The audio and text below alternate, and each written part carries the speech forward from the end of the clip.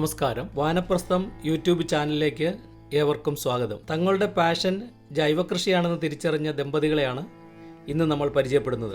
Excise ഡിപ്പാർട്ട്മെന്റിൽ നിന്നും circle ഇൻസ്പെക്ടറായി വിരമിച്ച വിജയൻ സാറും ഹെഡ് മിസ്ട്രസായി വിരമിച്ച മീനാകുമാരി ടീച്ചറും വളരെ നാളുകളായി ജൈവകൃഷി ചെയ്തു വരികയാണ്. രാവിലെ 7 മണിക്ക് സ്വന്തമായി വാങ്ങിയ 1.5 ഏക്കർ വരുന്ന കൃഷിയിടത്തിലെത്തുന്ന ഇവർ പശുവിനെ കുളിപ്പിച്ചും പാല് കറന്നും ആടിനും കോഴിക്കും തീറ്റ കൊടുത്തും ചെടികൾ നനച്ചും ഉച്ചവരെ തിരക്കിട്ട് പണിയെടുക്കുന്നു. ഉച്ചയ്ക്ക് ശേഷം ഇവർ കുടുംബസ്വത്തായി ലഭിച്ച 1 ഏക്കർ സ്ഥലത്ത് പച്ചക്കറി കൃഷിയിലും മീൻ വളർത്തലും വ്യാപൃതരാകുന്നു. വൈകുന്നേരത്ത് താമസ സ്ഥലത്തുള്ള അടുക്കളത്തോട്ടം പരിപാലിക്കുന്നു.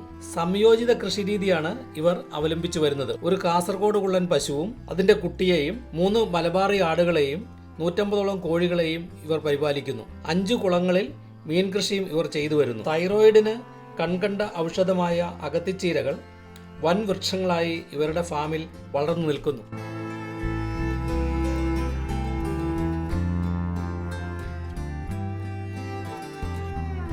നമസ്കാരം, എൻ്റെ പേര് വിജയൻ.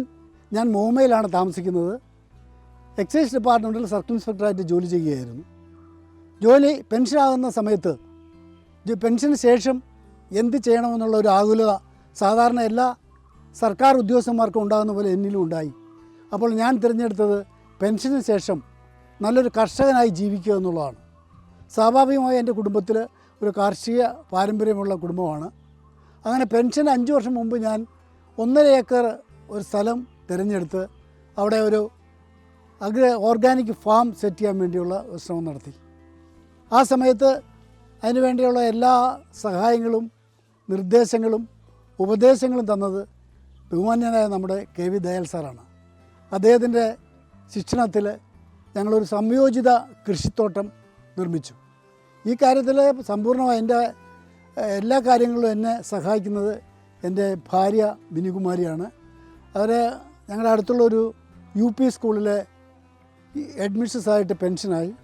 ജോലിയിലിരിക്കുമ്പോഴും ഞങ്ങൾ ഒരുമിച്ച് രാവിലെ ഈ കൃഷിത്തോട്ടത്തിലെത്തി ഇതിന് ആവശ്യമായ എല്ലാ പരിചരണങ്ങളൊക്കെ ചെയ്ത് ആദ്യം ഞങ്ങൾ വ്യവസായാടിസ്ഥാനത്തിൽ പച്ചക്കറി ചെയ്ത് അതിൻ്റെ വിളവെടുത്ത് നമ്മുടെ ആവശ്യത്തിന് ശേഷം നമ്മൾ അടുത്ത മാർക്കറ്റ് മോമയിലെ മാർക്കറ്റിൽ കൊണ്ട് കൊടുത്ത് വിൽക്കുമായിരുന്നു.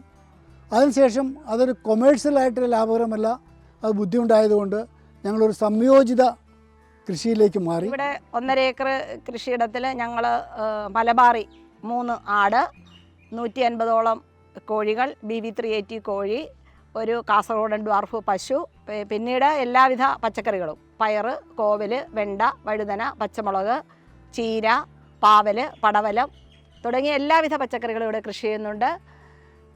കൂടാതെ പശുവിനാവശ്യമായ പുല്ല് ഞങ്ങളിവിടെ തന്നെ ഉൽപ്പാദിപ്പിക്കുകയാണ്. ഞങ്ങളൊന്നും പുല്ലൊന്നും പൈസ കൊടുത്ത് വാങ്ങാറില്ല. പുല്ല് ഞങ്ങളിവിടെ തന്നെ CO3 ഗ്രാസ് ഇവിടെ തന്നെ ഞങ്ങൾ കൾട്ടിവേറ്റ് ചെയ്താണ് പശുവിന് കൊടുക്കുന്നത്. കൂടാതെ ഞങ്ങൾ വാഴ, ചേന, ചേമ്പ്, കാച്ചിൽ, കൂർക്ക, പിന്നെ പുതിയതായ റാഗി, ഇഞ്ചി, മഞ്ഞൾ ഇതെല്ലാം ഇവിടെ തന്നെ കൃഷി ചെയ്യുന്നുണ്ട്. ജാതിയുണ്ട്. മഞ്ഞൾപ്പൊടി ഒക്കെ ഈ കൃഷി തുടങ്ങിയതിന് ശേഷം ഏകദേശം ഒരു 35 വർഷത്തോളമായി ഞങ്ങൾ സ്വന്തമായി അധ്വാനിച്ചുണ്ടാക്കുന്ന എല്ലാ വിഭവങ്ങളും മാത്രമേ കഴിക്കാറുള്ളൂ.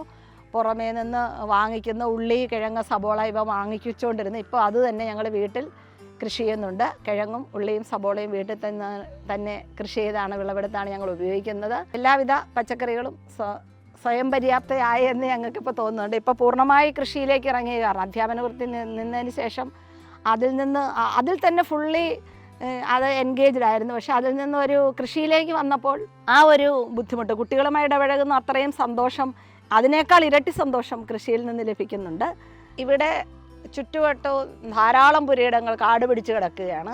ആരും കൃഷിയിലേക്ക് മുന്നിട്ട് വരുന്നില്ല. തീർച്ചയായും അവരവർ തന്നെ ജൈവമായ പച്ചക്കറികൾ ഉൽപ്പാദിപ്പിച്ച്, ജൈവ രീതിയിൽ പച്ചക്കറികൾ ഉൽപ്പാദിപ്പിച്ച് ഭക്ഷണം കഴിച്ചാൽ തന്നെ അസുഖങ്ങൾ ഇപ്പം ഞാനിവിടെ ചുറ്റുവട്ടം നോക്കുമ്പോൾ ഒരു വീട്ടിൽ തീർച്ചയായും ഒരാൾക്ക് ക്യാൻസർ ഉണ്ട്. അത് ഈ വിഷമയമായ പച്ചക്കറികൾ ഉപയോഗിച്ചതിൽ നിന്ന് തന്നെയാണ് എന്ന് പല സർവേകളും കണ്ടെത്തിയിട്ടുണ്ട്.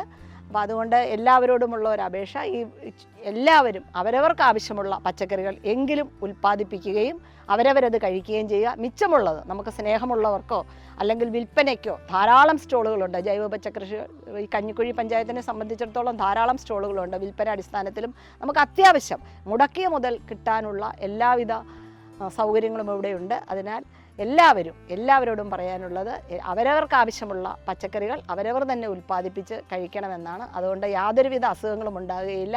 അത് 100% ഉറപ്പാണ്. ചെറുപ്പക്കാരെന്നോ പ്രായമുള്ളവരെന്നോ കൂടാതെ അവരവരെ കൊണ്ട് കഴിയാവുന്ന രീതിയിൽ അവരവർ കൃഷി ചെയ്ത് നമ്മുടെ കേരളത്തെ സമ്പൂർണ്ണമായ പച്ചക്കറി കൃഷി അവരവർ തന്നെ ഉൽപ്പാദിപ്പിക്കുന്ന ഒരു ഗ്രാമമായി അല്ലെ ഒരു സ്റ്റേറ്റായി മാറ്റണമെന്നാണ് ഞങ്ങളുടെ അഭിപ്രായം. കടപ്ലാവ്, മാവ്, പ്ലാവ്, തെങ്ങ്, കവുങ്ങ് ഇവയെല്ലാം നല്ല രീതിയിൽ സംരക്ഷിച്ചു വരുന്നു. വാഴകളുടെ ഒരു വൻ ശേഖരം തന്നെ ഇവരുടെ ഫാമിലുണ്ട്. കാട്ടിലെ മണ്ണ് പോലെ ഒരു സമ്പുഷ്ടമായ മണ്ണ് കാലക്രമേണ സൃഷ്ടിച്ചെടുക്കുവാൻ സാധിക്കുമെന്ന് ഇവർ കരുതുന്നു. ഇപ്പോൾ തന്നെ ഇവരുടെ മണ്ണ് വളരെ ഫലഭൂഷ്ടമാണ്. ഈ ഫാമിലെ ചെടികളും മരങ്ങളും വാഴകളുമെല്ലാം ഇത് സാക്ഷ്യപ്പെടുത്തുന്നു. ഈ ദമ്പതികൾ കൃഷിയെ പ്രണയിക്കുകയാണ്. സ്വന്തം സന്തോഷങ്ങളും ആഘോഷങ്ങളും എല്ലാം ഇവർ മാറ്റിവെച്ചിരിക്കുന്നു. ഹൈബ്രിഡ് ആകേണ്ടത് വിത്തല്ല മണ്ണാണെന്ന ദയാൽ സാറിൻ്റെ ആശയം സ്വന്തം കൃഷിയിടത്തിൽ ഇവർ നടപ്പിലാക്കിക്കൊണ്ടിരിക്കുന്നു.